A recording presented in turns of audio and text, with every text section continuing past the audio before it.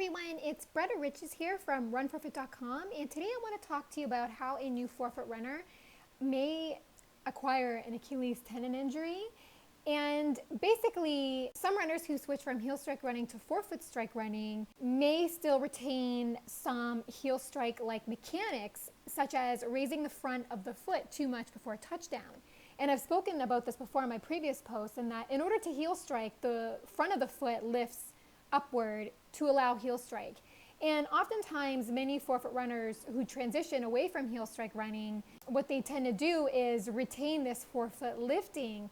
But there are a couple reports showing that this forefoot lifting upon and at touchdown can increase the tension on the Achilles tendon and may cause Achilles heel inflammation. So there's a study by Donahue et al. 2008, and I'll link below. The study found that barefoot and shod runners with an Achilles tendon injury, what these groups of runners did is that they all had one common trait in that they excessively lifted their forefoot back upon and at touchdown. So the barefoot runners with Achilles injuries lifted their forefoot, as well as the runners who wore regular running shoes, they also lifted their forefoot. And this forefoot lifting may have contributed to the Achilles tendon injury.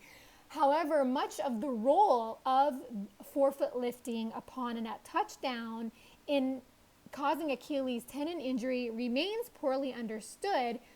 Another report in 2006, and I'll link that below, found that excessive forefoot lifting in runners was also strongly linked to Achilles tendon overuse injury. So the researchers speculated that repeatedly lifting the forefoot upon and at touchdown increases strain on the calf muscles, which may exhaust the calf muscles, and when the calf muscles are weak, then the Achilles tendon is compromised because it kind of has to pick up for the slack of the weakness of the calves.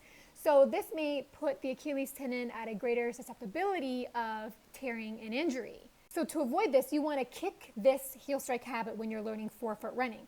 Now, if you notice that barefoot runners, when they run, their toes reflexively lift up, but their toes slightly lift up. Their forefoot doesn't lift up like it does in heel strike running. So that's one thing I wanted to point out, that it's okay for the toes to slightly raise up, and this is to avoid the foot from tripping over itself. But what you don't want to do is you don't want to wind your complete forefoot backwards as if you were setting up for a heel strike. And the best way to do this is to relax your forefoot by not lifting it, and either try pointing it down. If you watch Galen Rupp run, his forefoot does not lift up before his foot strikes the ground. He runs with his forefoot hovered parallel with the ground before it strikes the ground, and when it strikes the ground, his forefoot is slightly pointed down. So this is what you want to try to do.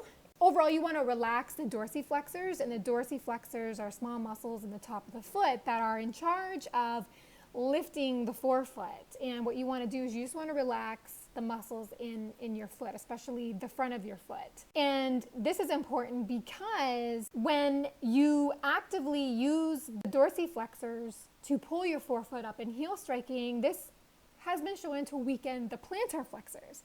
And weak plantar flexors is another intrinsic risk factor for Achilles injury. So the best way to strengthen the plantar flexors naturally is to not lift your forefoot like heel strikers do. Always relax your forefoot, let it fall, and land on your forefoot. So I hope this little tip helps. If you're suffering from Achilles tendon injury, remember, don't stretch. And I'll link below as to why stretching isn't the best thing for the Achilles tendon, and it may actually influence Achilles tendon injury.